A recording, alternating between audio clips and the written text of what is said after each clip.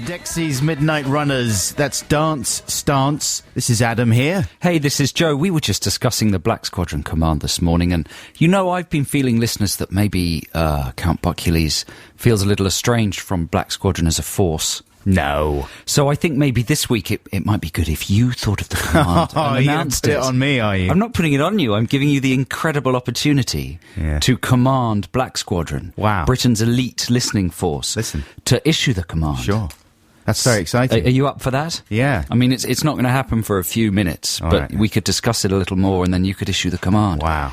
It gives you a real sense of responsibility. Sure it does. And power. No, you don't want to abuse that responsibility. Well, you can a little. You don't want to send one of the most powerful forces into the world into some kind of pathetic, ludicrous and slightly pornographic skirmish. No, you have to be very careful about the commands you issue, as we've been every week. Yeah. So that's exciting, Black Squadron. There might be a different voice issuing your command. It'll give a new atmosphere to the task, and that's something to get very excited about this Saturday morning. I'm nervous. Are we going to do it at the end of this link even? We could do it into Cousins by Vampire Weekend. It's up to you. You're the squadron commander. It's a rocking track. I mean, remember, if you do a wonky command, you could lose the trust and faith of your squadron. It's a huge amount of... I mean, these are cutting-edge brains as well out there. He's really building it up, listeners, because he knows I'm going to issue like a pathetic command.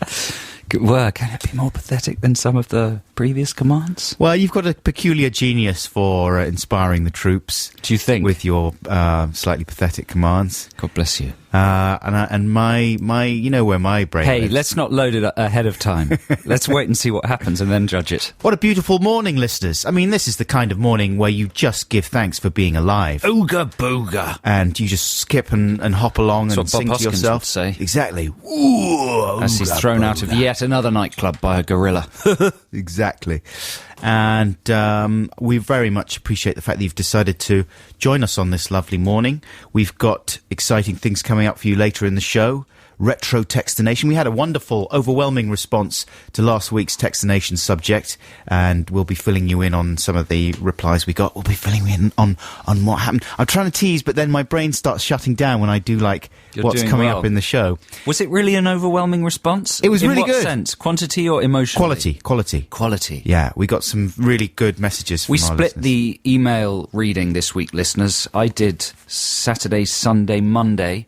Adam did Tuesday, Wednesday, Thursday. And Friday, I think. Did you do Friday? Yeah. I must say I wasn't overwhelmed by the responses to Text the Nation. You got the bad days. On Saturday, Sunday and Monday. I think I was overwhelmed by other things. Yeah. I think the thing that happens is sometimes our podcast listeners listen during the week and then they tend to respond in the latter half of the week. Can you be whelmed? Yes, certainly. You can be underwhelmed. You can just be whelmed. Can you be whelmed? You don't hear people being whelmed very often. Oh, I'm often whelmed. What does that mean? That just means sort of average, sort of averagely satisfied. That's pretty good, yeah. That's whelming. That's pretty whelming. People should use that more. Definitely. Listen, should we issue the command for the squadron? Well, that's up to you, isn't it, Yeah, Commander? I think we should. So listen, if you're a recent tune-in-y to this programme, Black Squadron are the elite listening force that listen live right now on Saturday morning between 9 and 9:30. And of course, next week, this show is starting at 10 a.m. That's right. And moving forward an hour. We're not sure how this is going to affect the squadron, but it certainly gives an atmosphere of particular import to the following command. Remember, your task is to take a photograph based on the command that Count Buckules is about to issue. Then text it to us. The number is 64046. Or you can email adamandjoe.6music@bbc.co.uk. Remember, text will be charged at your standard message rate, and any photo you send us may well turn up on our blog. That's important to remember for this command, because Black Squadron, your command this week is Fun Bath. That's Vampire Weekend with Cousins, the first single from their second album, Contra, which I think is going to be released in the new year. You can see an amazing video for that online right now, which is directed by friend of the show, Garth Jennings. So he's done a wonderful job. Went out to New York and did a budget on... he had a budget of, very few pounds. He did a budget. I know, it came out wrong. Went out to New York and did a budget of very few pounds. That's music video lingo. Forget all this waffle.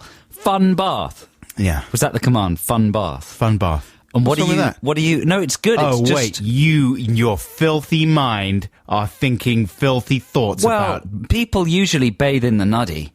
Do you? Is that what you're asking for? What are you asking for with a fun bath? Well, it's up to the What are you squadron. expecting? I mean, people could just get in the bath fully clothed. Is that what you're after? If that's And have fun? sure. It's not a prurient command if that's what you're suggesting. Yeah. No, well, that's your dirty mind that you've got Is to it? sort out. There's lots of ways of having Oh, hello. family fun in the bath We've got some. There's 4. I thought... that aren't problematic.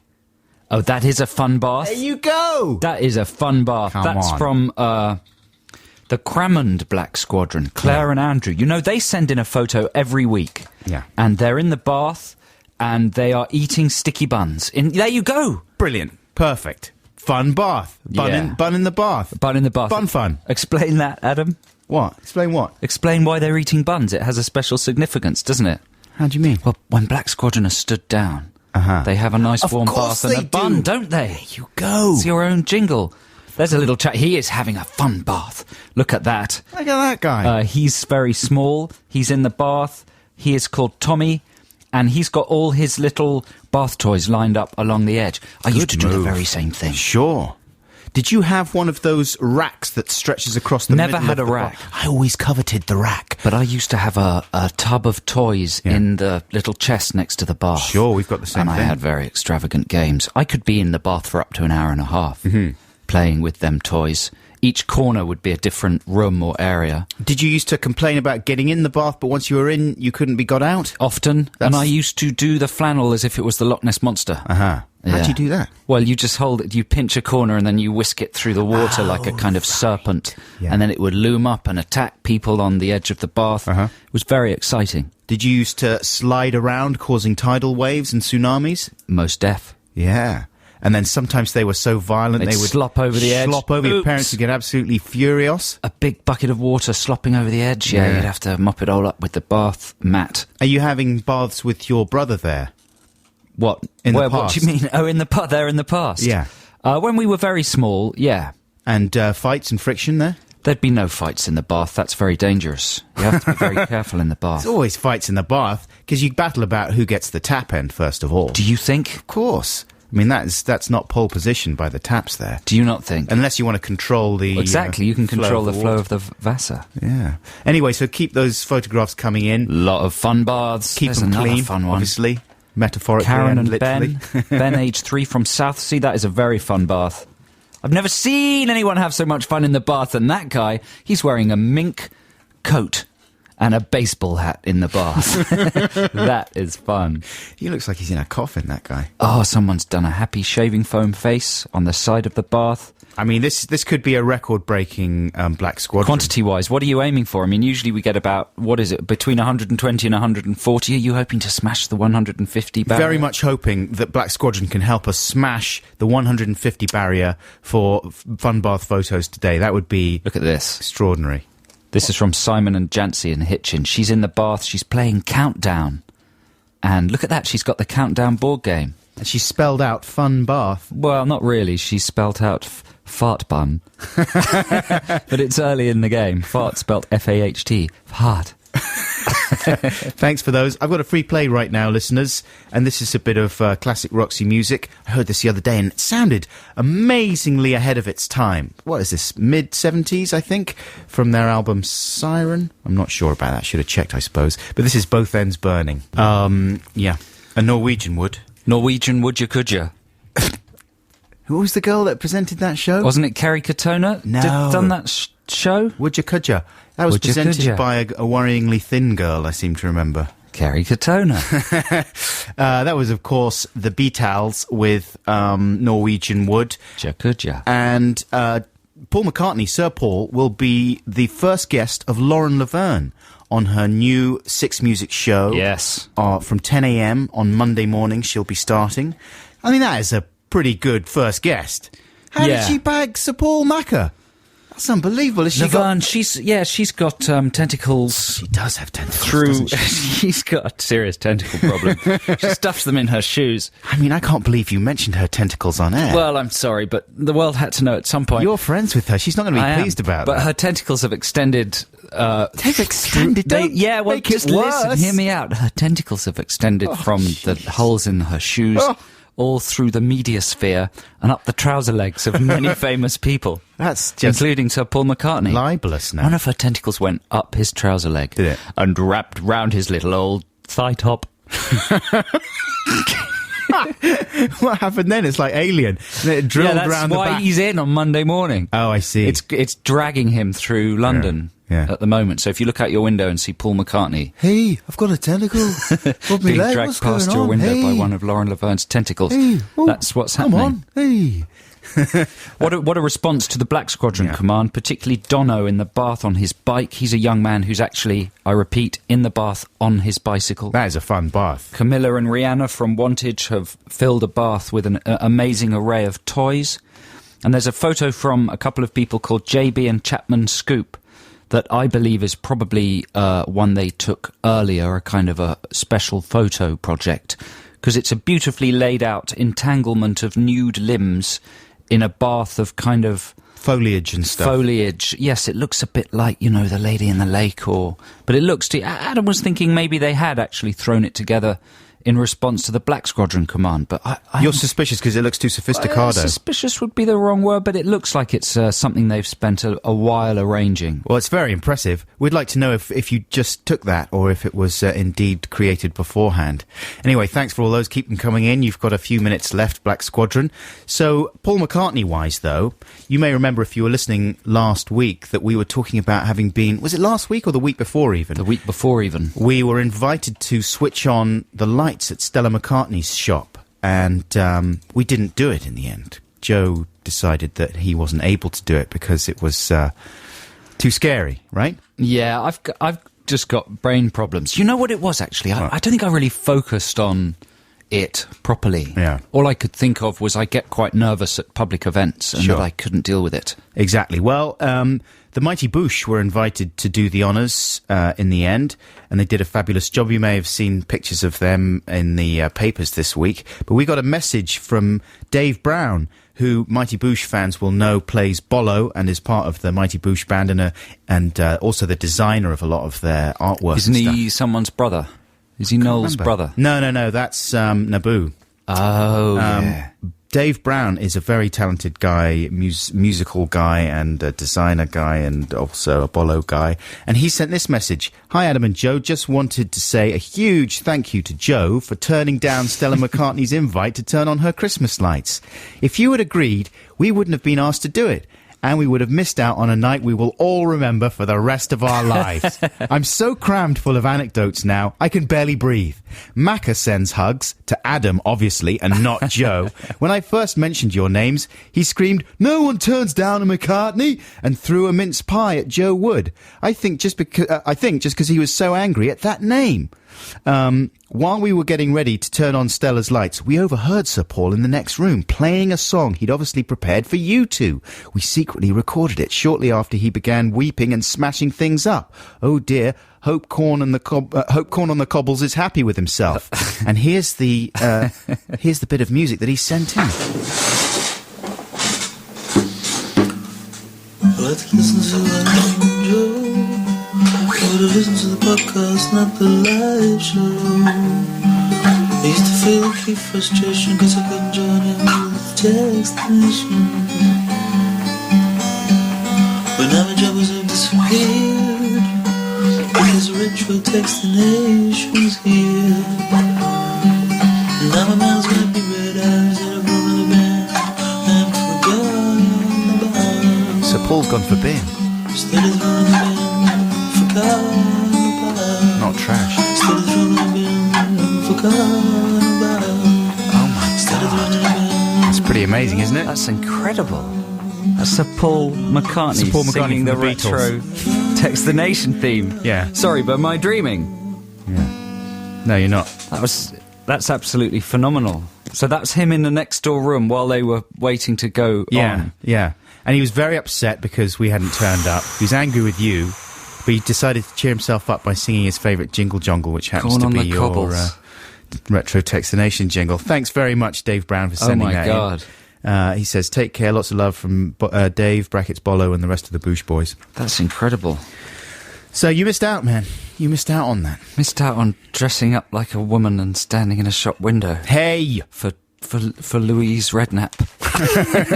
And What an idiot. And her husband. And sexy Claudia Schiffer woman.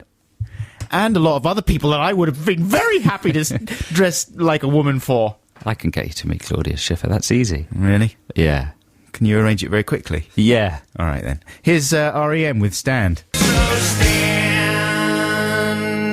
Double modulations there at the end. That's REM with Stand. And it's now time to stand down. Black Squadron. Black Squadron! Stand down, your work is done. You've earned yourself a nice warm bath and maybe a nice little bun. Wonder what the stats are going to be like for this Black Squadron. I mean, it looks like a high number of responses. Yeah, but is it over 150? Maybe not. We'll find out after the news. It's 9:30. That's The Cure, jumping someone else's train. This is Adam and Joe here on BBC Six Music. Thanks for joining us this Saturday morning. Tiger Woods, luckily he's okay after his little fender bender out there, which last night our producer James was saying it was on the news like it was imminent death style crash for Tiger. But it turns out it was just he hit a fire hydrant just outside his house. And then his wife smashed the window with the golf club, apparently trying to free him. But it sounds as if they were just having the mother of all Barneys. And maybe she was arguing with him. He hit the fire hydrant. She gets out, smashes the window in fury with his 9-iron. That's a little... The mother of all Barneys. Yeah. All Barneys have the same mother. He must be very lovely and huge. Yeah, she's very maternal with she's absolutely enormous skirts. Big purple dinosaur. Yeah. And she's the mother of all Barneys. Hello. I'm absolutely furious. Come on, Barney. Guys. And you, Barney. And you, Barney. Come on, you, Barney. Oh, Barney. Barney. Oh, yeah, Barney. Barney. Barney, Barney, Barney, Barney, Barney. That's all the Barneys. It's going to go on for a long time. It is, isn't it? Barney, Barney, Barney, Barney, Barney. Can't help that can't notice you're not actually focusing on Tiger Woods. I was more interested by the mother of all Barneys. I know. I was trying to get things topical on the show, right? I was trying to little stop news item. I'll talk about the news item. So Joe just goes, Barney, Barney, Barney, Barney, Barney, Barney, Barney, Barney, Barney. Oh, that's why I'm here. That's exactly why I'm here. To torpedo your topical tedium. I've got a special new type of warhead. It's a topical tedium warhead. Big purple warhead. I just sit at home launching it at Matthew Wright and the Loose Women. That's what I practiced it on. Now that I've honed it, I've launched several into your bottom. My bottom? Bottom, yeah, with a P. You could have talked about anything. It didn't have to be. It was a fun, very broad, topical... Well, but not broad enough to include Barney, Barney, Barney, Barney, Barney, Barney.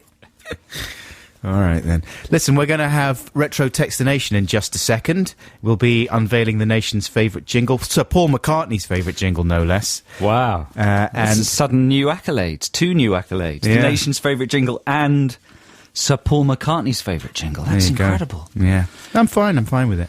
Absolutely fine with it. Come to terms with it. Here's the Arctic Monkeys with Cornerstone. That was the Arctic Monkeys with Cornerstone. Adam and Joe here on BBC Six Music. Let's play the jingle. I like to listen to Adam and Joe, but I listen to the podcast, not the live show. I used to feel acute frustration, cause I couldn't join in with Text the Nation. But now my troubles have disappeared, because Retro Text the Nation's here. And now my letter might be read out, instead of thrown in the bin and forgotten about. And Retro Text the Nation, listeners, last week was all about being overly honest. Saying things that very truthful and very blunt that you think will, do good, clear the air.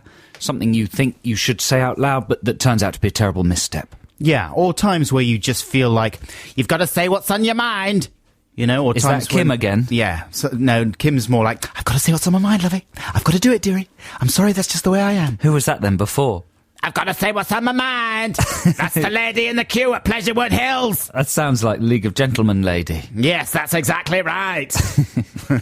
So we got a good response to this during the week. I'll kick off things, if that's okay with you, Joe. Yeah.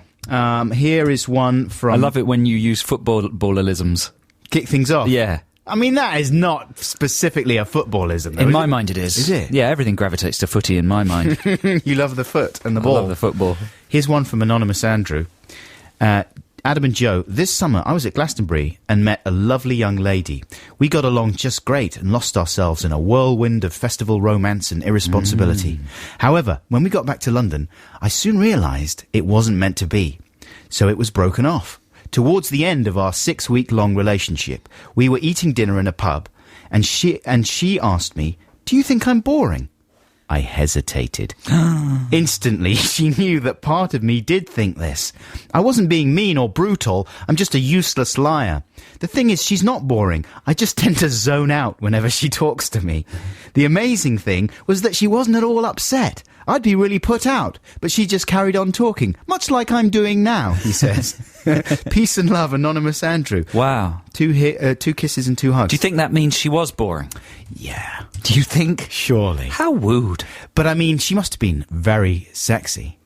Do you think if you ask someone a question and they leave a pause to think, that means yes or no? Oh, it usually means what you don't want to hear. It means they've got doubts, doesn't it? Otherwise, Yeah. they wouldn't be thinking. They're trying to think of the best way of telling you. But in that context, it was if you ask someone, "Do you think I'm boring?" and they pause, it means the other thing. It means you are, because they're thinking about it. Yeah. Well, it's a tough question to ask. I mean, it's a They're dark just thinking, question. how boring are you? You're definitely boring. Just how are you above normal boring? That's what he's thinking. Probably isn't it? what he was thinking is, of course you're boring, but you are so sexy. And by just carrying on talking, does that mean she is boring? Because she doesn't mind that she's been accused of being boring. She's taking it in her stride. Yeah, because she probably thinks, well, at least I'm Correct. sexy. But she's hot. Yeah, bound to be. I mean, that's why they lasted as long as they did, Yeah. 6 weeks. Probably because he was just, he'd shut most of his primary brain functions down and just kept the saucy ones going. Oh, you made me think about football again. Primary brain. Do you want me to read another one? Yeah, I've got some, though. Okay. Here is one from somebody called Jess Bags. Jess Bags. As a teenager at school, I was very sensitive about my appearance, especially the slight dimple in the end of my nose, which my parents always assured me was cute and not that noticeable. I believed them, as no one had ever commented on it.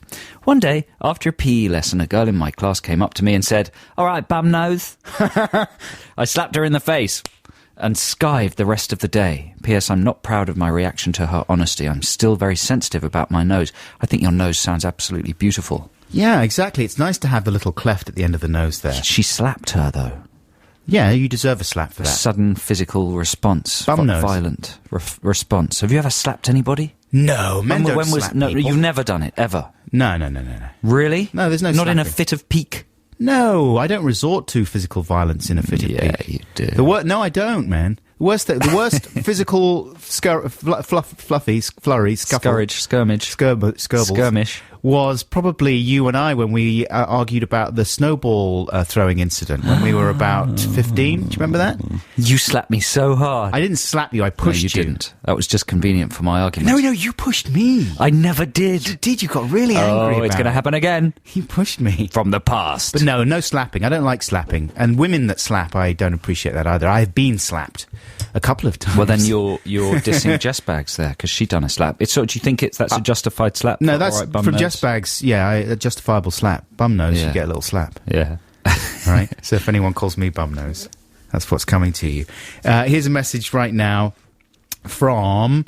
I I love that guy. Yeah. This is how you pronounce his name. He's a little robot guy.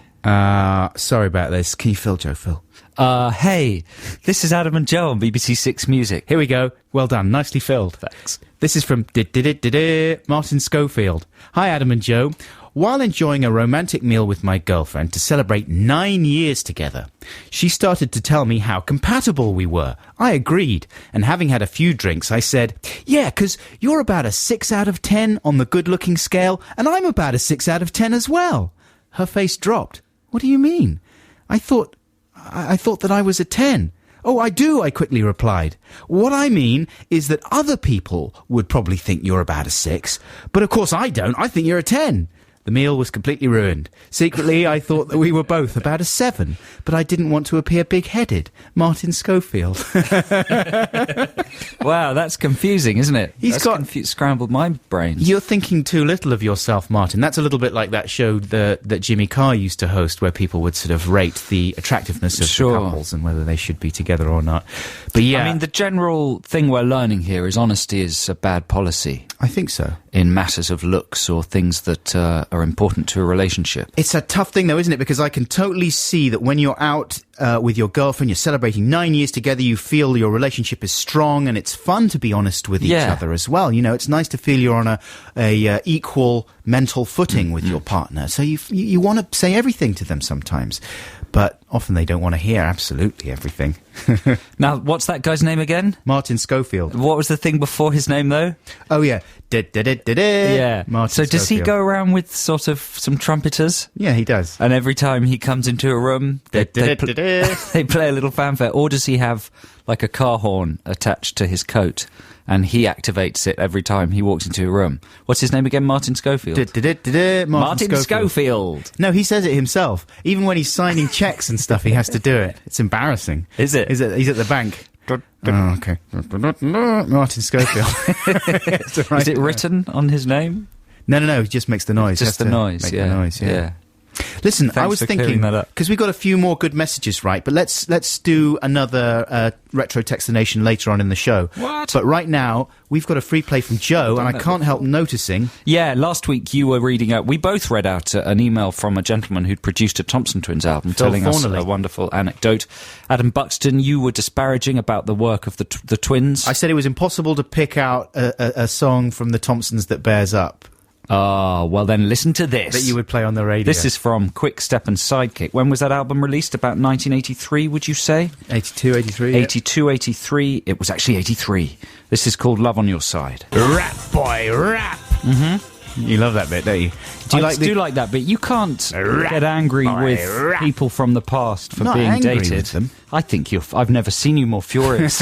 You're out of control. It's the you loathe the Thompson Twins. We used to love them. I do. They're what bonded us together when we first met, and now you're dismissing them. It's very disloyal, I must say, what I'm saying. It about is them. very disloyal. But I still got a very especially soft when spot their for them. producer listens to our program. Yeah, I know. But he's produced other things. He's not Mr. Thompson Twins. Yeah, but what else could possibly compare to that? Look, I'm sure he still feels as fondly about them as I do. I'm just saying that it's hard to pick out a set of Thompson Twins songs that you want to play on a radio. Oh, you're doing it again! I was going to pick 3. Next week I'm going to have to do 3 Thompson Twins tracks. Oh my goodness. Here's a trail. Very nice. That's Wilco from their new album, which is also called Wilco. You Never Know is the track. And I went to see them live the other day. Wow, they are really good, because there's about 7 or 8 of them in that band, and they make an extraordinary noise. The more the merrier. Yeah, they are if you ever get the chance to see them, I would grab it with both hands. So this week, Adam Buxton, I went to the royal premiere, the royal film performance of The Lovely Bones. Oh, did you? Yes, I did indeed. I got all dressed up in a lovely new suit. Yeah. And I wore trainers. Did you? Yeah, I had a bit of a confrontation with my lady partner about whether I should wear trainers to a royal event. They were very nice trainers. Yeah. She didn't think I should. No. I thought I should. Polished black shoes, I think. Nah, went for a pair of Vans with turquoise laces. They were black. Yeah. But they looked cool. And anyway, nobody cared. You've been hanging out with too many hipsters, young man. No one was looking, really. No one could see them from a distance. Yeah. Anyway, it was a very exciting event. It was in the company of Prince Charles and Lady Camilla, the royal couple, as they're known. Yeah. And they turned up at the cinema. It was at the Odeon Leicester Square. It was a very lavishly appointed occasion. But I must say, I felt very strong anarchist feelings. Did you? Within me. Shall I tell you why? Why? Well, when you go to premieres like that, you sit in the cinema and they project film of everyone arriving on the big screen. That's right. Because the preamble is very long. You know, all the celebrity famous people arrive.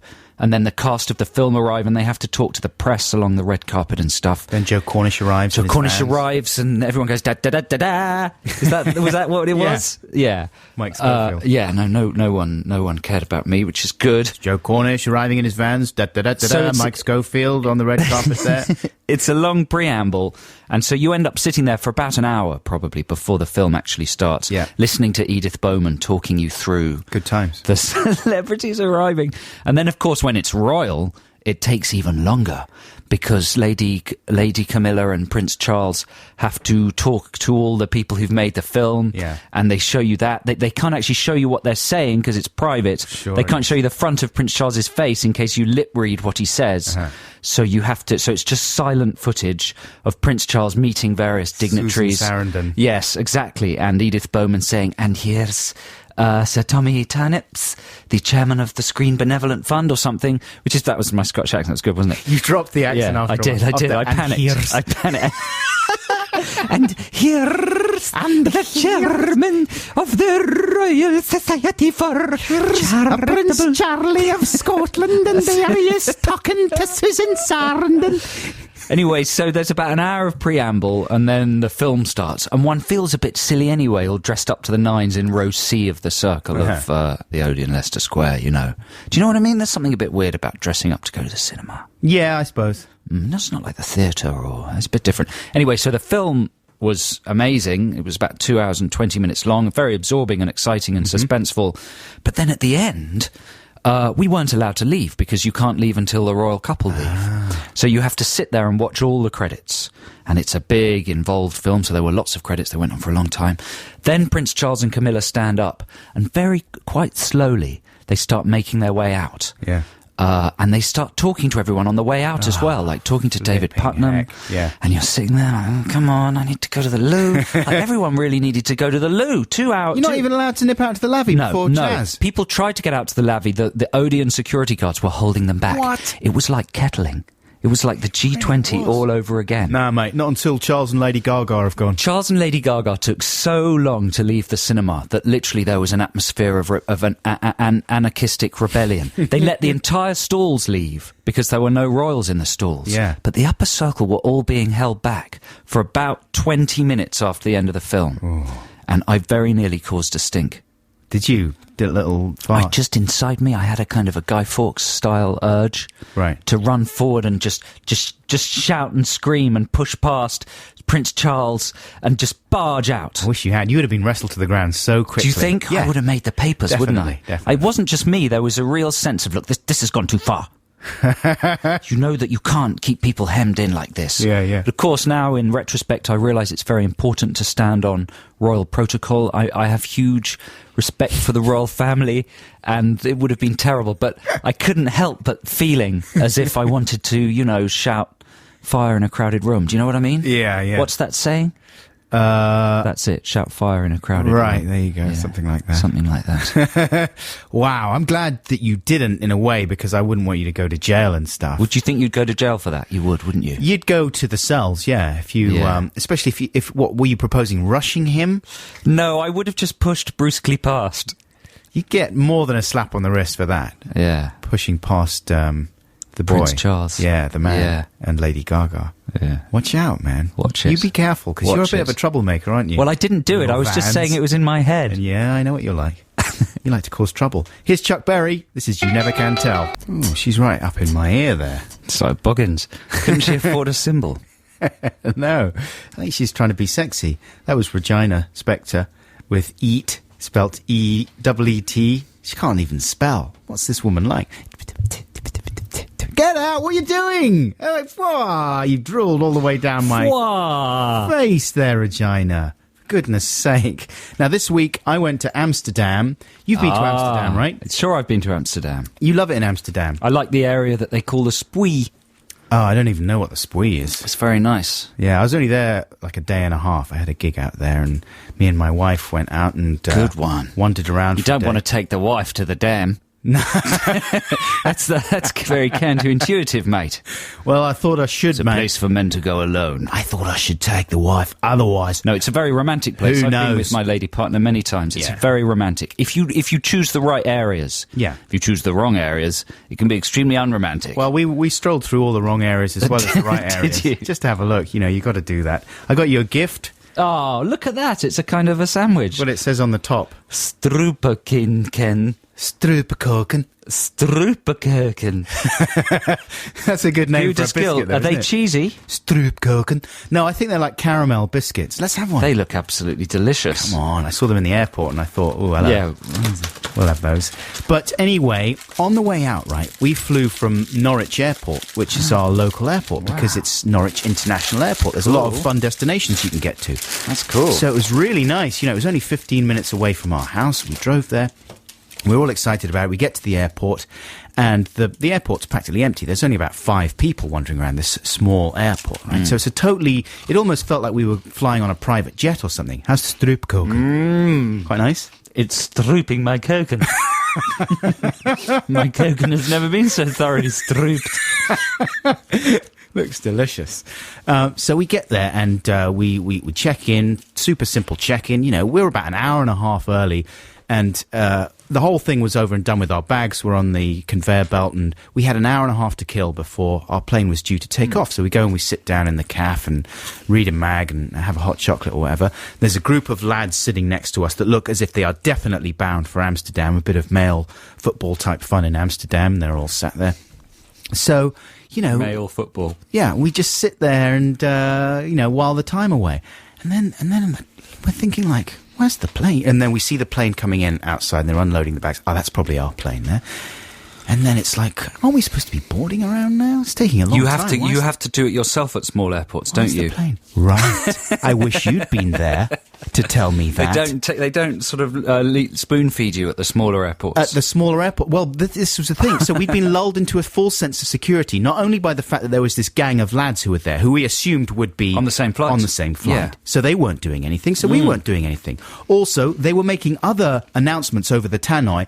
Yeah, helicopter flight TG1 is now ready that's for my embarking. that's my chopper flight. So they were doing, like, helicopter announcements, but they didn't do a boarding announcement for our Amsterdam plane. Suddenly, over the tannoy, we hear, "Would passengers, Buxton, please go to the departure gate immediately. Your flight is ready to take off, and we are about to remove your bags." How humiliating. So we're like, what the?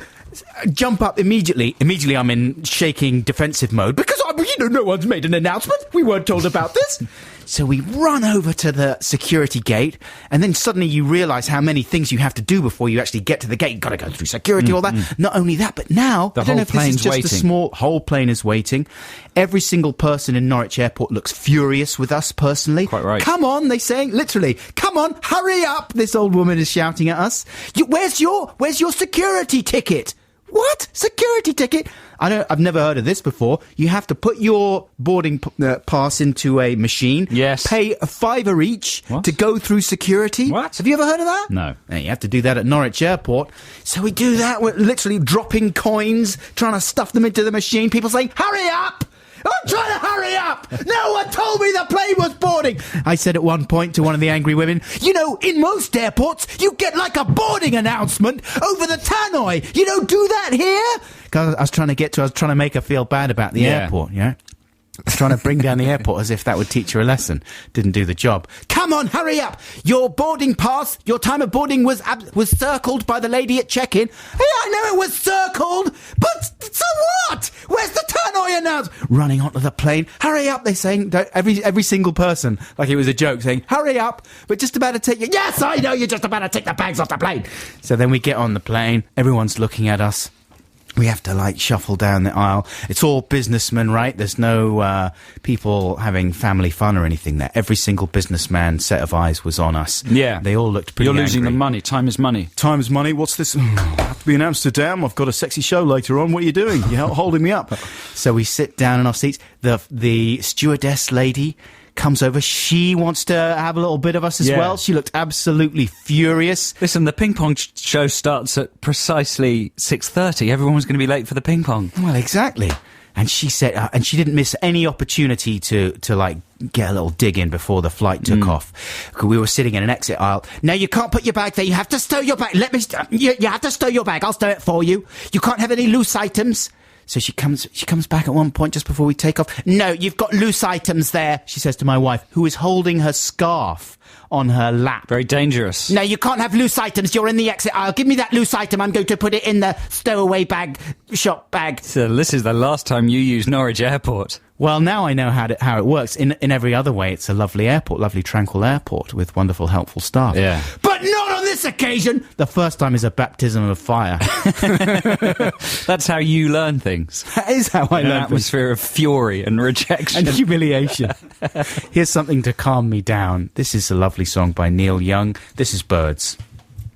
That was Jamie T with The Man's Machine. Adam and Joe here on BBC Six Music. I think it's time for a few more retro Text the Nation messages.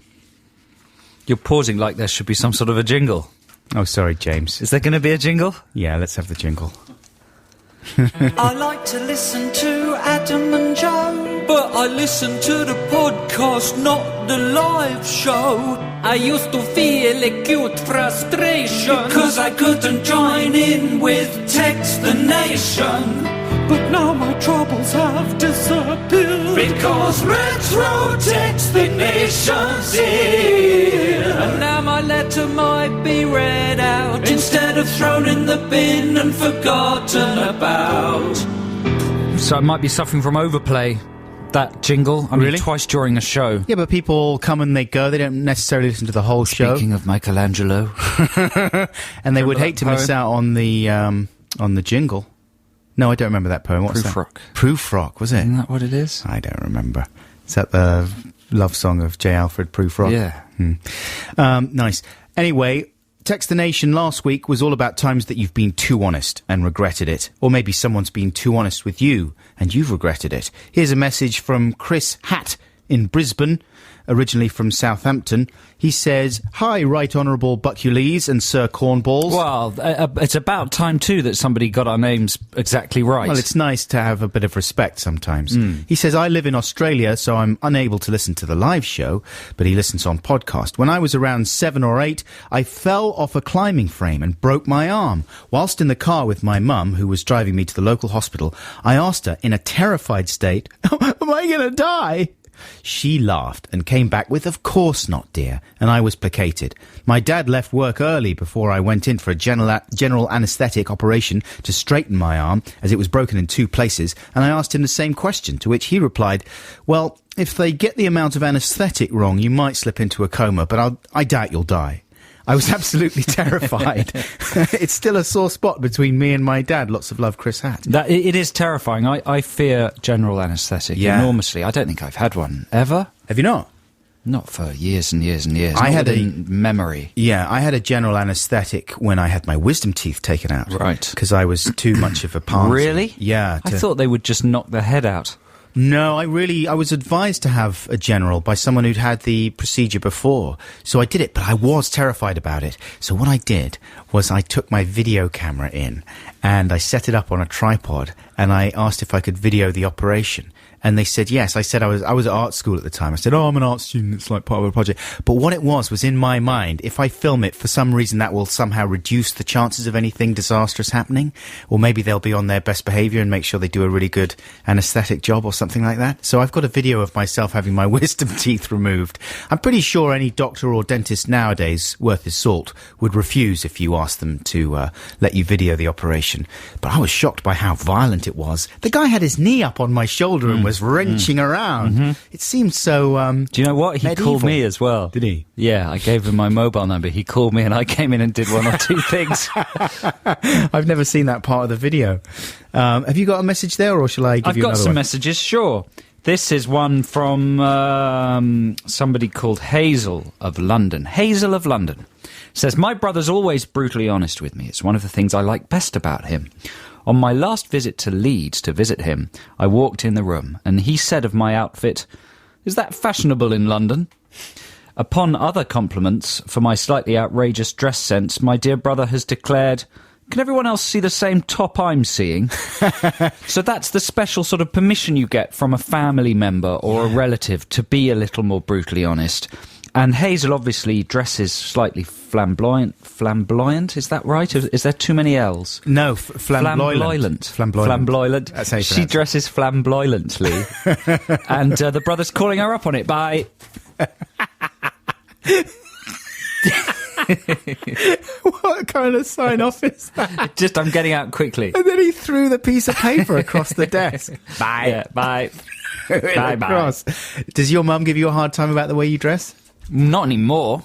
Mine still does. Does she? Every now and again. The parents very seldom miss an opportunity My to mum pull you gives up on me a your hard time appearance. about the way you dress. Does she? Yeah. Why is She hasn't Adam- said eyes on you for years. No.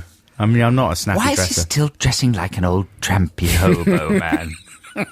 My mum still complains about my beard whenever she gets the opportunity. Here's a final one from Heather right now. And it is... this is the wording. Hello, lovely Adam and Joe. In my early 20s, I shared a house with a group of people, one of whom was a man who smelt like a carrion and fishbone milkshake that had been left out in the sun for a few days. The stench was so bad that no one would visit our place, and he seemed to have no idea of the stomach-churning whiff that was permeating from his every pore, but instead sat in the living room stuffing his face with huge plates of fried meats. God. So we ended up having a secret emergency flat meeting and decided to draw straws to pick someone in the flat who would tell him in the nicest possible way that he stank. I picked the short straw, so I approached him the next day and I said, I don't know if you've noticed, but there's a very strange smell coming from your room. He said, no.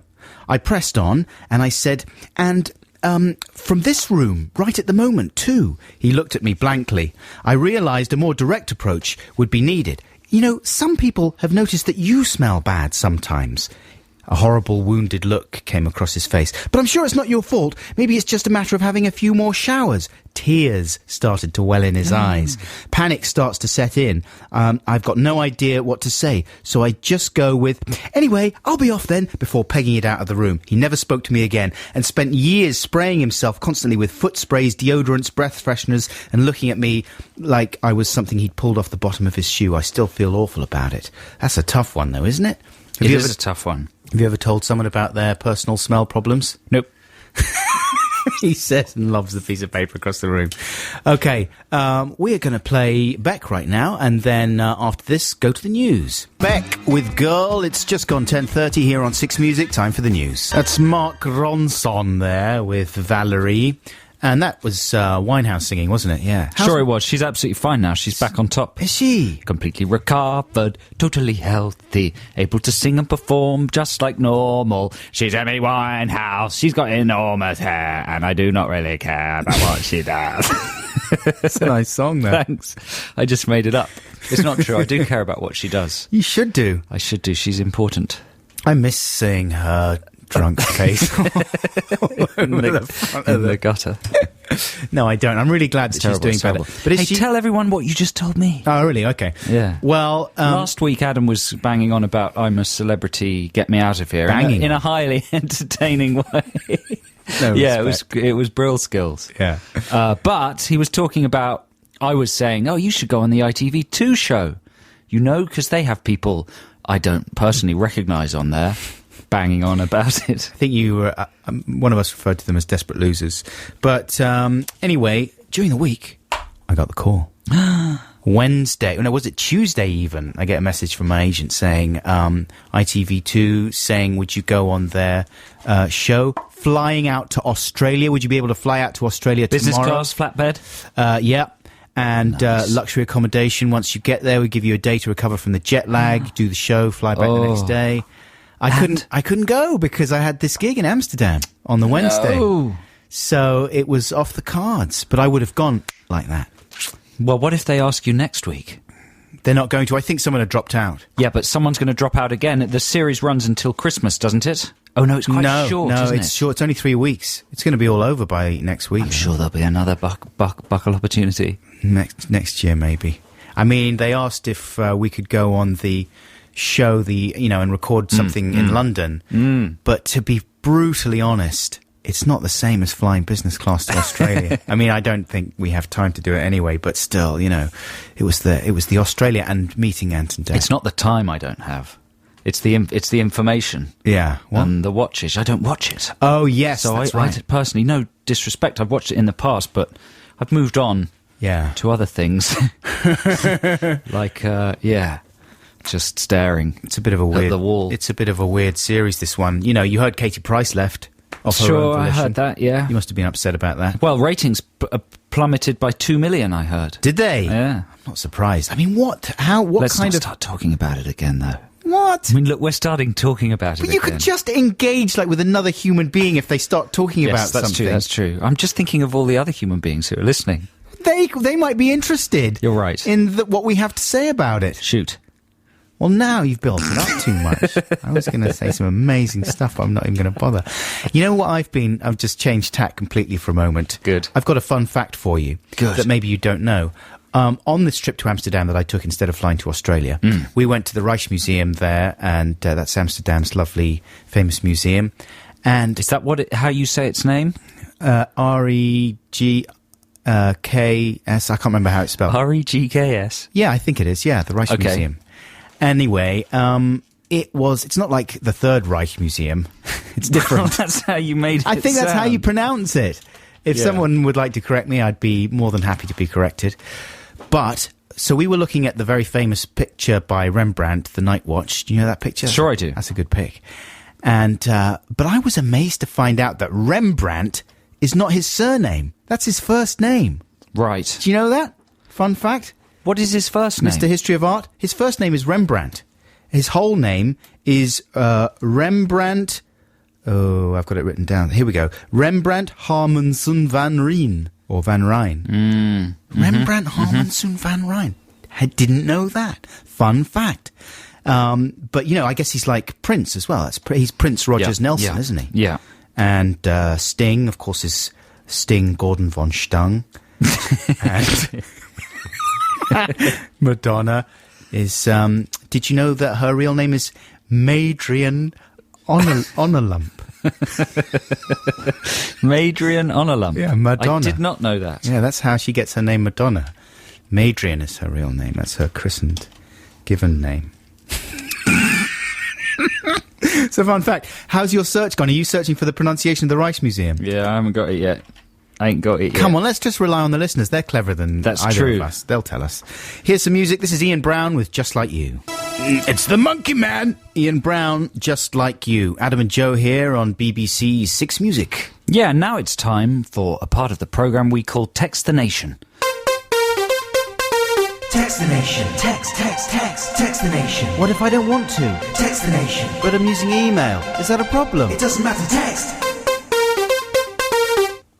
Yeah, and Text the Nation this week, listeners, I was just a little distracted there because people are getting on my totties for mispronouncing Spui, the area of Amsterdam. It's pronounced Spau. Spow. It's spelt Spui, so, you know, to know that it's pronounced Spau and then go to Amsterdam is kind of useless because you'll never find it. Uh-huh. So you need to remember the phonetic pronunciation Spui and then the correctic pronunciation Spau. Correct, Cole. Yeah? Sometimes, if you're in trouble over pronunciation, the best policy is not to guess, but just to absolutely say it the way it's written down. Yeah. That's what you would Yeah. do. Right. Well, that's the way to navigate around Amsterdam, which is a complicated horseshoe-shaped city. Very easy to get lost in. A horseshoe, right. Yeah. And how about the pronunciation on the museum? You were good. People were saying you'd got that right. More or less right. Yeah, but listen, Text the Nation this week, listeners. We'd like to focus on parties because it's coming up to Christmas, Crinklemas time. Apparently there's only 5 minutes of shopping time left now. Is that true? Because this year all the shops are closing in 5 minutes. So get a move on, listeners. But it's coming up to Crinklemas, and that means lots of parties are going to be occurring. And Adam and I would like to focus on how to really genuinely improve and make a party super amazing, right? Yeah. Now, you can do various things. You can do fancy dress, Yes. for instance. You can maybe spend a lot of money on having amazing accoutrements, like people dressed in costumes serving themed crudités, is that the right word? Like men sprayed silver, Yes. standing very still. We were talking between us about the most extravagant parties we've ever been to, or parties when people have made a real effort to really make this a memorable party. You might have inflatables. Right. It might be some kind of a pool party. It could be a toga party. A bucking bronco and a roulette Yes. So our question is, what's the most amazing party you've ever been to? And we're not just talking about financial extravagance. We're talking about the most imaginative idea for really making a party memorable and different. Yeah. Well, like, what did we used to do? We used to spend a lot of time... We used to enjoy the build-up to parties more than the We were party very... itself. Yeah, oh, it's always the way, though, isn't it? Yeah. We've said this before. The build-up and the aftermath are always the fun bits. Yeah. But we used to go to great lengths buying loads of fairy lights and hanging them from the ceiling. We were big party queens. We had, Adam, you had big sort of drapes that we used to use on our own old TV show with Moira Stewart and Jeremy Paxman drawn on them that And we Trevor would McDonald. hang Yeah, up. exactly. And we used to project things, big projections. One time we had a Hawaiian party at our friend Mark's house, and we spent ages, like a whole group of us went over beforehand to get ready for the thing. And we were like dressing the whole place up to look like a kind of Hawaiian veranda Yes. thing. And we wrapped different coloured crepe paper around the scaffolding that he'd set up to be a veranda. And at one point, and it took ages to wrap all this crepe paper around, but once we'd done it, I decided that it didn't look very good because I was the artistic director of the project. I remember that. You took it all down and I took insisted on redoing it yourself. Yeah, I took it all down because I didn't like the colour scheme. And everyone who'd been helping wrap it up was quite angry about it. Yeah, it was an idiotic thing to do. It looked better 15 afterwards. years later. Did it? It Or did. did we just have to tell you that to stop you from getting into a terrible strop? The party I always wanted to have that we never had, I wanted to have a Vietnam party. Oh, that's right. My idea was turn the heating up really high to make it oppressively hot like Vietnam. Have a lot of medical, army camp beds. There would be the sound of cicadas and the platoon soundtrack playing. Yeah. Everybody would have to come in military outfits looking really sweaty and tired with dog tags. You could have an injury or a wound if you wanted. And there would be all the other things that happen in Vietnam.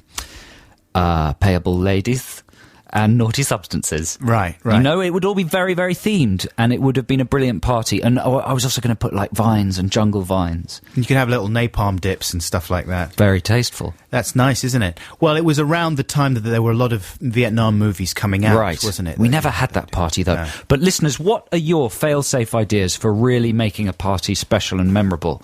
The more imaginative and weird, the better. It can be things you want to do or parties you've actually experienced where people have really thought of something cool. And again, it shouldn't be about how much money you can spend. It should be about how inventive and resourceful you are. The text number's 64046. The email is adamandjoe.6music@bbc.co.uk. And remember, you've got all week to respond to this, really, because your answer might turn up in Retro Text the Nation on next week's live show. But if you are listening during the week, don't text, just email, okay? Yeah, but right now, if you want to respond to that, 64046. We're going to play some music right now. And Yeah, this is a free play, mate. Oh, yes. This is my one, and it's another bit from a soundtrack. Ah. I played some Alan Silvestri from Predator last week. Got a lot of very happy Alan Silvestri fans. Lots of Predator fans enjoyed the Jungle Trek. I'm going a little bit arty this week. Are you? I'm going to play you a bit of Jean Constantine. Thank God. He is a French composer and songwriter from the 50s and 60s, and he did the music for one of the most famous arty French films ever made, The 400 Blows. You seen that ever? I tried to watch Directed it by the Frankie other day. Truffles? Yeah. You didn't, did you? I did, yeah. And it bored you? I had a little bit of a boredom problem with it. You didn't. It's a masterpiece. Maybe I'll go It's back on to the BFI list of the 14 film... No. Oh, no, of hang the on, it 50 wasn't- films you have to see It before you're wasn't- 14. Sorry, it wasn't that. It was 8.5. Oh, yeah, 8.5 is a bit sophisticated for you. Yeah, it is, isn't No, it? I can see you getting confused at that one. Where's But Katie The 400 Blows, just a very straightforward film about a little naughty boy bunking off school in Paris. Oh. His parents are divorcing, and this is the music from that film. This is the theme to The 400 Blows, and it always makes me feel like a naughty little Parisian man bunking off school, running around, going to my friend's apartment, smoking cheeky ciggies next to his big stuffed horse called Balthazar. Does that mean anything to you? Sure, that's what I'm doing later today. Yeah, this is The 400 Blows. Is it? Radiohead, that's Weird Fishes / Arpeggi from the album In Rainbows, which was released in 2007, 2 years ago. Flipping heck, Tucker. I mean, time moves indecently fast now, doesn't it? Is it getting faster? I mean, I know it seems faster for me because I'm getting older, but is it getting faster for everyone else? I was wondering. Well, no, I think is the thing. Obviously. So this week, because I was in Amsterdam wandering around, my routine was broken. It was just me and my wife. The first time we'd been away for quite a long time without the children. It was wonderful to spend time with each other again and rediscover our relationship in that way. But also, I noticed a lot of things about myself that I hadn't noticed for a while. I'm making a lot of noises to myself now. Like, I've got a whole arsenal of sort of old man noises that I've started making. And I don't know how long I've been doing this exactly, but I would guess at around a year, 2 years. That's funny. I was thinking this very same thing yesterday when I bent down to unplug something. I went, ugh. Exactly. Billy Connolly does a whole routine about this kind of thing, I think. But I've got a whole load of them every time I bend down for stuff. And every time I get up out of a chair as well. Well, you usually make a little bottom noise as well, don't you? Yeah, that kind of thing.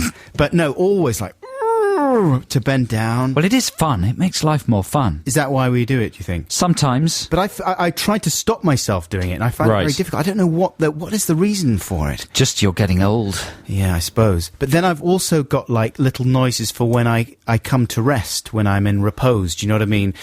So, for example, we went to the airport on the way back, standing at the check-in, and that whole sort of phase of getting out of the taxi, finding your check-in desk and all that stuff is over. So I stood there and I'm like, Well, that's a nice satisfied noise.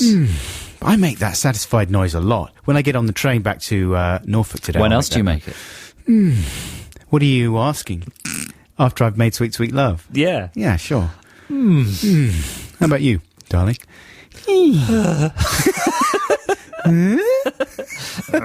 As if you make Sweet Sweet Love to Tim Allen. Tim Allen.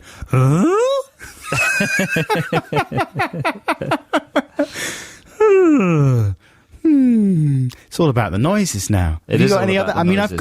I can't think of them offhand. So I've got my getting up noise.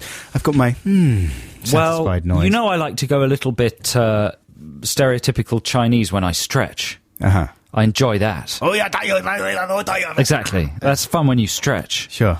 But you're talking about involuntary noises that you start making, are you? Yeah, I think so. Yeah, old man noises. Yeah, old man noises. And then sometimes... Well, looky here, it's old man noises. Old man noises. I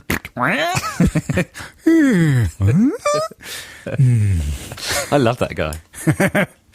I'm going to try and record some during the week. You didn't get anywhere with trying to record your tummy rumbles, did you? I didn't know. It's impossible to predict. Of course it is. It's impossible to predict. You'd have to wire yourself like some kind of undercover agent and walk around with a recording device constantly on you. I tried to search for tummy rumbles on the internet, on YouTube and stuff. No joy. Really? That's interesting, isn't it? Yeah. I mean, you'd think you've got every single thing. Well, the internet's sometimes quite disappointing in that respect, isn't it? You think you think someone somewhere in the world has catalogued everything, but actually, it's not the case. I was looking for creature noises. I was looking for an archive of monster noises. Couldn't find it. Really? Doesn't exist. Well, the thing is, sometimes they monetize these things, right? That's true. So you've got to pay. You've got to pay for everything, don't you? Well, you don't have to pay for my old man noises, listeners. There you go. That's free. Hard to believe that could be free. Here's Spearhead with People in the Middle. That is the voice of Michael Franti there. Doing some very daring scat singing. I thought that was illegal these days, scat singing. Usually you can just be actually electrocuted on the spot. Have you ever met a lady that does scat singing, like on a friendly basis? What, like unprovoked in the middle of a conversation? No. Like or found professional out. lady scat singer. I used to have a friend, and it turned out that she did a bit of scat singing. No, she wasn't a scat singer. And then she was Scatman Crothers. Yeah, she was the Scatman. It turned out that she did a bit of scat singing on the side. And I found it very hard to continue being friends with her after I'd seen her. Why? Because you were terrified she might start doing it? No, because I went to see her. She said, I sing. And so I said, that's fantastic. So I went to this little club, and she got up and she started scatting. And I found it very hard to be complimentary afterwards. Are you suggesting that it's not really a proper skill? Yeah. That anyone can do it? Yeah. Yeah. That's what I'm suggesting. That it's sort of half singing because you don't have to actually pronounce the lyrics. Exactly. You just have to hit Well, the what's notes. the skill there? Like, I mean, the king of scat singing for me is Shooby Taylor. Right. Shoo shoo shoo swa shwee da poppy poppy poppy poppy If you poppy don't know who Shooby Taylor is, give him a Google. SHOOBY Taylor. Yeah, Yeah. the human horn. That's a very provocative thing to say, and I'm sure some of our professional scat singing listeners will be very angry with you. I don't believe any professional scat singers listen to this program. I look forward to reading their irate missives. They all listen to Chris Moyles. Do they? Yeah, all the scat I singers. think we repel scat singers. Definitely. Yeah, I- we've got some kind of anti-scat spray. I would love to hear. I would love to Scat hear repellent. a scat jingle. If there are real scat singers listening to this program, Can you keep scat singers out of your garden? I think you put hedgehog urine, don't you, around the edge? do you? Yeah, that keeps them out. Yeah, listen, darling. That's just the sound of them being lightly repelled from the neighbour's garden. What about sort of people who dabble with scat singing, like J.K. from J.K. Rowling. No, J.K. Jamiroquai Rowling. J.K. Rowling from Jamiroquai. Yeah. Harry Potter and the Chamber of Scabadoo-doo. That's going too far, isn't it? It's lame. But are you allowed? Is he allowed in the circle? Would he get past the repellent? Well, there are all sorts of difficult areas of JK, aren't there? He's a marvellous little ball of goodness and badness, Uh-huh. all wrapped together. All wrapped together. Hey, listen, we haven't done this feature for a while on the show, ladies and gentlemen. Let's have the famous name repurposing jingle. Famous name repurposing, I do it Keira Knightley. It's really awesome wells if you do it Matthew rightly. If your life's not Boris Godunov, you're Michael McIntyre. Do some famous name repurposing and maybe things won't feel so Danny Dyer. Famous name repurposing, of course, is where you... Well, I'll just give you some examples and you'll pick it up. Claire Leake sent this one in. She says, Bonsoir, Adam Donjo. Don? In. Yeah, let's not go there again. I guess it's Adam in Joe, isn't it? Adam. Anyway, yeah. Yeah. She says, this is surprisingly common lingo in university circles. A lower second-class degree is a 2-2. A Desmond 2-2. For example... Nice. I got me a Desmond. Nice, no? Says Claire Lee. Yeah, very nice. Yeah, Desmond Tutu. Got a nice little Desmond I've met Tutu. him. Have you? Yeah, he walks up and down the street where my parents live. Does he? What's he doing there? He's got some sort of relatives that live in Stockwell. Archbishop. Yeah, DT. So certainly, if many years ago he was to be found walking through Stockwell in South London. Good one. Yeah, You he's got a one there? dude. Yeah, I've got some He's a celebrity mega name dude. reappropriation. Here's one from Amy Mannion. When I go into the bathroom to clean my teeth, I say, I'm off to Queen Latifah. Nice. Yeah? I mean, that's pretty good because it's, it's the way you say it that makes it really work. I'm off to Queen Latifah. Yeah. Did she say Clean or Queen Latifah? Queen Latifah. She says the proper name. I'm off to Queen Latifah. Ah. That's quite good, isn't it? Very good. Sam Clark says, instead of saying I'm off when I leave a gathering of people, I say I'm Tchaikovsky. Nice. Someone else. That must be a very old one. I can see them doing that in Tchaikovsky's time. Exactly. All dressed up in olden days clothing. That's right. Do you like my historical detail? I'm Tchaikovsky. But then it would be confusing because people might think you were Tchaikovsky. Wait, Yeah. you're Tchaikovsky? I've just heard your new Symphonata. It's absolutely the tip-tops. Your new Viennetta. No, I'm not actually Tchaikovsky. I just meant that I'm off. I'm offsky, like Tchaikovsky. Wait, are you or are you not Tchaikovsky? That kind Is of there thing. such a thing as a Viennetta? Yeah, it's like I mean, I know it's a nice cream cake, but is it an appropriate word to use when trying to sound as if Is it you a know about musical classical term? music? Yeah. Yeah. I think that's where Viennetta got its name from. Yeah. Here's one from Jodie Finlayson Burden. My dear boyfriend Dave asked me to pass him the laptop Vince the other day. As I'm nowhere near as smart or as politically tuned in as him, I looked vacant, to which he responded, the laptop Vince Cable! Oh, how we laughed. Vince Cable, he's a politician. Yeah. Pass me the laptop Vince. So he calls all cables Vince. Yeah. Right. I would have been confused by that as well. Well, you and Jodie Finlayson Burden should maybe get together. Laptop. Here's one that a few people sent in various forms. This is from Johnny. He says, Hi, Adam and Joe. When I'm in bed with my girlfriend with a cup of tea and feeling incredibly happy and middle class, I turn to her and say, it's Nicholas Sarkozy in here. Good one. Keep it frosty, says Johnny. A few people had variations on Nicholas Sarkozy. That's a nice... Oh, it's lovely in Nicholas Sarkozy. Sarkozy. What was that noise? Ate him. I absolutely hate him. The French hate Sarkozy. Oh, they hate Sarkozy. Fascist. Why? Because It's not my opinion or the castle's opinion. you're quoting a French person Just that quoting an dislikes him. irate French hat seller. Yeah. Near the Pompidou Centre. But he's got a nice girlfriend. So he does. Oh, she's so nice. Look at the First Lady. She's playing bad songs. Yeah. Do you want one more? Yeah, go on then. This is from Stephen Nottingham. When something's a bit worn out and tatty, it's all Jacques Tatty. Nice. As in, we need new wallpaper, it's a bit Jacques Tatty. I mean, that's another sophisticated French art film reference. Yeah, love it. Love it, mate. Love Absolutely it. love that one. Here's one from Jennifer Heron. Hello, Buckles and Cornballs. Since I started watching Design for Life, that was that program that was on a few weeks back. Yeah, what you did the voiceover I for, did the right? voiceover for. Oh, I'm just reading out another Sarkozy one. I'm a jerk balloon. You're a jerk balloon. Well, maybe that's enough. Maybe we should wrap it up. She says, though, she's got a nice PS here. She says, I listen to your podcast when I'm out walking my son in his pram, and often people can't see my headphones, which means I do quite often look like a baby poo and vomit-covered woman pushing a baby, laughing maniacally. It's only a matter of time before social services are called. Thank you very much for that, Jennifer. Here's some music right now. We met this band, Joe, when we were doing the Camden Crawl. Yeah. They came up to us when we were just about to introduce Madness, and this attractive lady walked by, and she said, oh, we listened to your show. And we're like, oh, thanks. And she said, yeah, we're in a band. We're called Tulips. And they're a real band. Chip-cho through the tulips. It turns out. And they're really good. Here's Slick. Terrific stuff there. That's Tulips with Slick. This is Adam and Joe here on BBC Six Music. Yeah, and we're very lucky to have some very creative and inventive listeners who pay great attention to the show and then sometimes lift little random bits out and musicalise them. And we've received a few versions of some sort of random, idiotic throwaway singing we did months and months ago.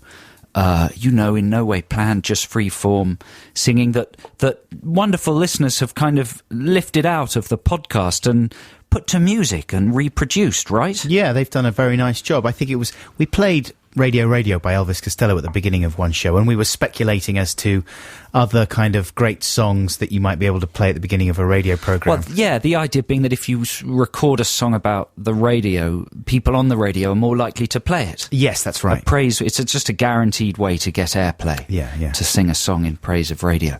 But that resulted in some idiotic improvising, free-form singing. But Anthony McKay has sent us the following version. Did he do a bit of my singing and a bit of your singing? Yeah, he did. He did one for each, yeah. Yeah, so let's hear his one he did for my singing. Oh, the DJ that's playing the song is cool, and the station he works for is the best in the world. The show he presents is #1 in the city. Radio is great, please play me, I'm pretty. I mean, that's good production, isn't it? Very nice. And he did a bit of yours as well? Song is playing on the radio. Hey ho, come on, let's go. Listen to the song on the radio. This is a song that is playing right now. That was more of a challenge, but he really rose to it. He's kind of characterised you as a sort of slick rock guy and characterised me as some kind of farm bumpkin. Right. Sat in a tub of cow excrement. Anthony Mackey, I think I maybe said your name wrongly before. Mackey. Could be either, couldn't it? But, well, let's just call him Anthony. McKee. Tony Tone. Yeah. Tony. Thank you so much for that. That's fantastic. And then we got two more. And unfortunately, we've lost the name of the person who did these. So if you did these, quickly text or email and we will give you the credit you deserve. But have a listen to these as well. Oh, the DJ that's playing the song is cool, and the station he works for is the best in the world. The show he presents is #1 in the city. Radio is great, please play me, I'm pretty. Oh, he's kept in the kind of missing the beat at the end. He's done it amazingly there. That is good. That could be... I mean, they'd play that on Capitol. Sure, he's got the auto-tune there and everything. I mean, that's... Who are the guys that did... Was it Eiffel 65 who did... Right. I'm blue... That sounded good. And has she done one for you as well? Yeah, I think so. This song is playing on the radio. Hey ho, come on, let's go. Listen to the song on the radio. This is the song that is playing right now. What kind of music is that? That's from the future. It's fun party music for kids. That's the kind of For the music under they'll listen to in 2050. That's good, insane. though. But that guy's amazing. Get in touch. Or girl. Or girl. Because, I mean, we should surely do a single with that guy. We should surely This is do a it. thing that this is, I mean, I'm not committing us to anything. Joe's already God looking worried. forbid. He's crossed his arms. He's looking at me with a "don't say things like that" face. But I think it would be great to do a single at some point. And that guy sounds like he could really fix us up. He feels like he's got his finger on the pulse of what the kids listen Yeah, I love that first one. He's got everything. And the Venga bus it reminds me of as to. well. Yes, everyone loves the Venga bus. You don't hear enough of that kind of You music. don't. Bring it back. Bring back early 90s club rubbish. Speaking of early 90s rubbish, was this early 90s or late 80s? No, it was late 80s, wasn't it? This is a great song. This is David Bowie from his rubbish period. And it was the first truly rotten album, I think, that Bowie put out tonight. Are you going to sit there and You're being defend very tonight? unmediated in your criticism of 80s classics. I absolutely... First of all, you're drubbing the Twins. we know how much we love Bowie, right? Yeah, but where's the love gone? Well, I can't he squandered the detect it love when he anymore. put out this fetid piece of... This was the album that introduced me to Bowie. Tonight was? Well, maybe not. It never was. Come I on. had the 12-inch gatefold of this. Well, the song that I'm going to play is great. Let's fire it off, James. Loving the Alien. I mean, this is the album version. I don't intend to play the full 7-minute version. Why not? It's one of my mum's favourite songs. It is actually a brilliant song, and he does a great bit of singing on it, but it is so repulsively produced. And it's, I think he said himself that he wishes he could go back and have another crack at it, because it is a great song. What's repulsive Well, about I this? do love it. That's why I'm You're playing it. repulsively produced. But that's true, actually, isn't it? Let's hear it. This is Loving the Alien. Hello, this is David Bowie. I hope you're enjoying this song about religious persecution and intolerance, but some things are even more important than aliens and loving them. That's why now it's time for the news. That's the Franz Ferdinand with No You Girls. Adam and Joe here on BBC Six Music. Don't forget, listeners, that if you're a music fan, the leader of the very first music band in the world, Sir Paul McCartney, will be appearing on Lauren Laverne's new morning show on Monday at 10 a.m. The show starts, so check it out, right? Can't believe she's bagged Sir Macca. What's she going to say to him? What kind of cheeky stuff will she say? She'll say cheeky things. He won't know what to say. It'll be embarrassing. She'll be fired. That'll be that. No, that's us. It's a little bit bleak. That's us. Yeah, that's what would I'm happen sorry. if we interviewed That him. was us. No, she'll say incredibly clever things. Can you and imagine she'll if we be an interviewed amazing Macca? success. What an absolute car smash it would be. But listen, listeners, right now it's time for this. Text the nation. Text the nation. What if I don't want to? Text the nation. But I'm using email. Is that a problem? It doesn't matter, text. Text the Nation this week is all about the wickedest party what you've ever been to. The most wickedest party, right? Or like the cleverest idea anyone's had for making a party really memorable. They got a bucking Bronco in cannot there. believe Can't that they have got believe it. that. It's like a whole Bronco. Couldn't stay on for more than like 5 seconds. Here's a right? pretty cool one from Tom in Southampton. Hey, A&J, when I was at uni, I went to a destruction house party. The house was being knocked down during the summer, so our last party of that year, we set about to help. Broken windows, ripping kitchen cupboards off walls. My friend and I spent a good half hour trying to break through a wall to no avail. Now that sounds pretty good, don't you think? Dangerous. Well, he says clearly that the house was due to be demolished. Yeah, it's fine. I'm not worried about that. I'm worried about personal injury. Because that Yes. kind of thing, you can very easily... I'm sure they were dressed in health and safety hurt gear. yourself. You can hurt yourself. But it sounds like It does fun, sound absolutely doesn't smashing. it? Quite literally. What's the film where they do that? This is England, isn't it? They go, little Thomas Turgoose and his pals, his racist pals, all go into a derelict house and smash it up. I'm Smash sure the that's heck out This of is it. England, isn't it? I'm sure someone will tell me if I'm wrong. Here's another one from somebody anonymous. Once we had an anti-landlord party. So this person's obviously staying in a rented house.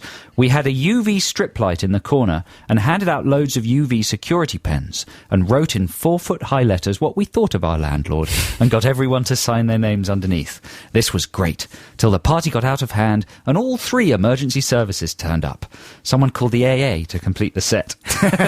This is from Ben in Oman. P.S. Don't use a smoke machine in a house, because everyone wants to go and you can't see anything or anyone in your home, including the police or your friends or people stealing your stuff and a confused AA man. That would be terrifying, wouldn't it? If, like, just out of the smoke, suddenly a policeman looms. Oi, stop it! Stop it, Louis! You've written about your landlord at UV Pen, you Kill them! Here's another. UV seems to be the flavour of the area.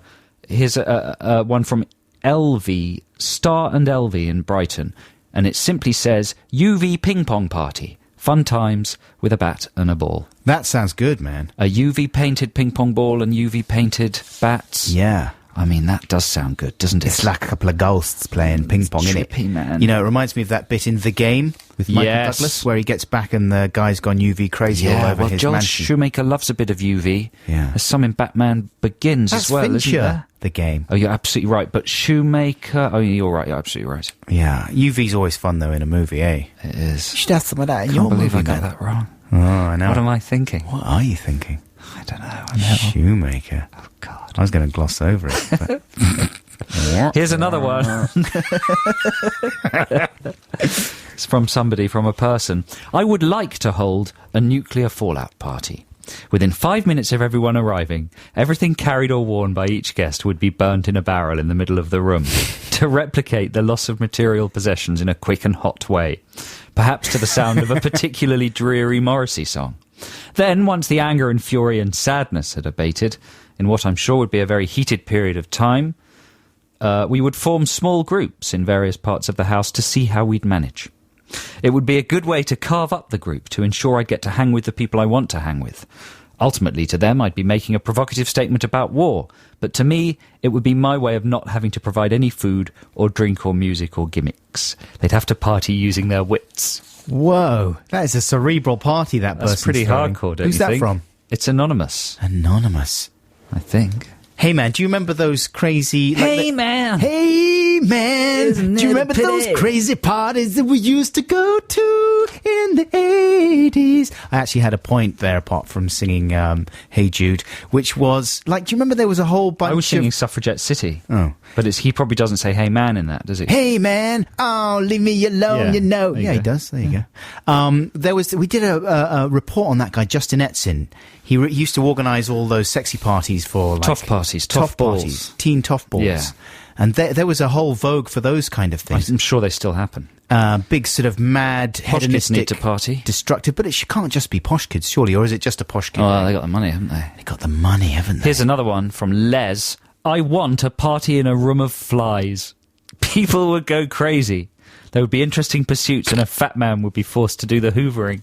What? I don't know, but that's quite tangential, don't you think? That a is very party tangential. in a room of flies. I mean, that could be an element to my Vietnam War party. Yeah. Damien Hirst style party. Yeah. This is from Dan, aged 26 in the Cotswolds. For my dad's 40th, they carpeted the back garden and turfed the living room. Not sure why, maybe they were drunk. The water board had to come out because they thought there was a leak, but it turns out it was the fake clouds using a lot of water. What? Is that a joke? Or did they really have a little an indoor weather system? Did you read this one out and think, yeah, I'm gonna read this out because this is almost Well, the certainly first true. bit was good, wasn't it? Carpeted the back garden and turfed the living room. And then That's he's got feasible. fake clouds. Well, That's maybe the kind of thing they do in China for the Olympics, but not for like some guy's party. Dan, age 26 in the Cotswolds. Hello, seems do you to- do weather systems? Yes, I was wondering if I could just hire a microclimate Dan, for the weekend. Listen, Count Buckules is pouring scorn upon your party. It's not Give something I us do some very more often. detail. Tell us whether it's true or not. The I am first one of the bit's surely stupidest people true. in the world, but, you know, when I see something even stupider than that, I like to pour a little scorn bucket over it. Oh, yes. Have you got microclimates? Here's the CBs. This is Misdemeanor. That's the CBs there with their cover of Foster Silver's Misdemeanor. And they're a new act. And that's a very, very faithful, cover of the thing. It's almost identical. We would point you towards the 1973 original, because presumably that's a female lead singer singing it there on that cover. Yeah. And the original is a kind of a kid singing, right? Michael Yeah. Jackson style. Michael Jackson style. Which gives it an extra little layer of, interest. Yeah, but that was nice, very nice, the CBs there. Now, Joe, how do you feel about, like, when you read the names that famous people give their children, do you have any interest in that? Do you sometimes chortle, or do you not bothered? I don't mind, really. No, I mean, I'm pro people giving their children crazy names. I don't mind it. Like, I never joined in when people used to ridicule the names of Bob Geldof and his wife's children. Paulie Yates. Right. And Jonathan Ross's children and stuff like that. I don't mind the Fifi Trixabelles and the Honeys and the Pixies and all that kind of stuff. I think that's fine. But there's a weird sort of middle ground when celebrities have obviously thought about what name to give their children and they're making some kind of a statement there. For example, Tandy Newton's children, I found out, are called Nico and Ripley. Well, Ripley's good because that's Sigourney Weaver in Alien. Yeah, but to name your daughter Ripley? Ripples. I think that's all right. That's a lot to live up to, She might be called Nipples. Nipply. But I thought it was sort of pretentious to go after Ripley. Well, it's quite old now, Alien. Yeah. I don't think it's, I don't think that's like a default response you'll get in the playground anyway. No. Plus, it's an 18. Yeah. So the younger children won't have seen it. What's the younger other one generation called will have Nico. That's quite old school, isn't it? Nico, that's fine. I mean, it's a fairly common name. Yeah. It's not just the preserve of Nico, but Ripley. I mean, Ripley is just Sigourney Weaver from Alien, right? You think there's never been anyone else ever called Ripley? I don't know. I mean, they must have named... Ripley's more of a surname, isn't it? And it was good in the... Like, in the film, is Ripley her first name? Ripley's Believe It or Not? In the film, she's Ellen Ripley, right? So, to give a child, like, a surname as their first name is always a strange thing, I feel. How about, like, if you had daughters, would you give them crazy names or just go traditional? I don't know. I wouldn't mind a crazy name if I thought of one. Tank Girl? Tunkles. Armistad? Armistad. That'd be a nice name for a That little would girl. be a good one. Yes, you're absolutely right. Erin Brockovich? Like, just as one name. Erin Brockovich. Erin Brockovich Cornish. Yeah, that would be nice. Because she's generously chested campaigning Azkaban. lady. Azkaban is a nice Call my name. son Azkaban. Yeah. That might be good. Pongo? Pongo is good. If I had another two boys... I'm thinking of Cape Fear McInerney. That's the one full name. Yeah, Cape Fear is the Christian name. McInerney is the surname. Cape Fear McInerney Cornish. It sounds almost Scottish. Uh-huh. Because of the Mac. I'd go for Pongo Euclid Buxton. Pongo Euclid. Yeah. Because it's fun. I'd go for... and then something a bit more cerebral. I'd go for Feston, Dogville, Antichrist. Feston, Dogville, Antichrist. Come on, tea's ready. Antichrist. Stop bullying Feston. And you could have a little list of, your manifesto for how to run the family. They'd only ever be allowed to play in natural light. And they wouldn't be allowed to have any what's it called? Diegetic music playing. Not diegetic music. They'd have to obey the rules of dogma. And who's the naughtiest one? I bet it's Feston. It's Feston. Yeah, well, I don't know. Antichrist gets up to some naughty stuff with those rusty scissors. Here's the music. This is your free choice, Joe. Is it now? Yeah. Here's some Stereolab. They're a group, a band. This is called Cellulose Sunshine. Well, that's... hello, listeners. That's it for this week. It's time for us to leave you in the capable hands of Liz Kershaw. Thank you very much to everyone who's texted and emailed, and thanks for listening.